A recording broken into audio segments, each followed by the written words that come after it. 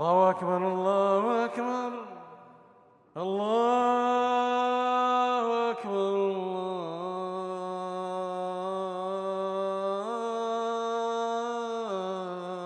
আল্লাহু আকবার। 16 ডিসেম্বর 9 মাস রক্তক্ষয়ী যুদ্ধের পর আমরা স্বাধীন পতাকা পেলাম, মানচিত্র পেলাম, বিজয় পেলাম। বিজয় দিছে কে? নাকি আমনেরাই বিজয় ছিনাই নিয়ে আসছেন? কয় আমরা বিজয় ছিনাই নিয়ে আসছি। 9 মাস যুদ্ধ করে পাকিস্তানিদের থেকে আমরা বিজয় ছিনিয়েছি, আমরা তোমাদের ভুলবো না। আছে না নাই?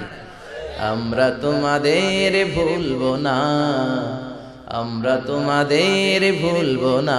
এক সাগরে রক্তের বিনিময়ে বাংলার স্বাধীনতা আনলে যারা, আমরা তোমাদের ভুলবো না, আমরা তোমাদের ভুলবো না। ঠিক কিনা? আসলে আমরা মুক্তিযোদ্ধাদের ভুলবো না, ভাষা শহীদদের ভুলবো না। তাদের জন্য দোয়া আছে না নাই? সালাম আছে না নাই?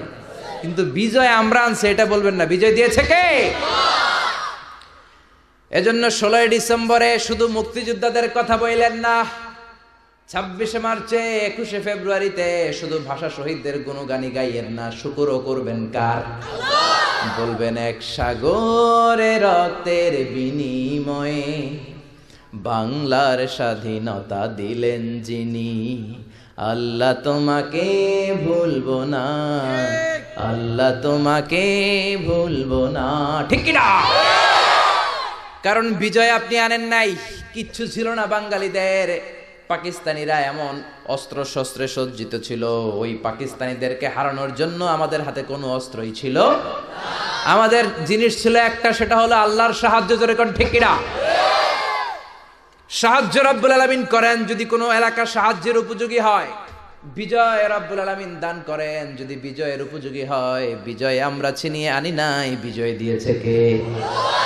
এই জন্য 16 ডিসেম্বরে মুক্তিযোদ্ধাদের জন্য দোয়ার পাশাপাশি শুকর করবেন কার? আরো জোরে কার?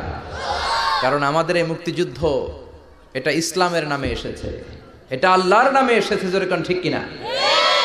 বঙ্গবন্ধু যখন মুক্তিযুদ্ধের ডাক দিয়েছেন, উনি বলেছিলেন রক্ত যখন দিয়েছি আরো দেব, এদেশের মানুষকে মুক্ত করে ছাড়বো ইনশাআল্লাহ। আছে না নাই? তাহলে মুক্তিযুদ্ধ হয়েছে কার নামে? আরো জোরে বলেন কার নামে? এই জন্য বিজয় দিবসে প্রশংসা কার? আরো জোরে বলেন কার? কিন্তু বিজয় দিবসে কপাল পড়া বাঙালিরা হিন্দি গান ছাড়ে। আছে না নাই?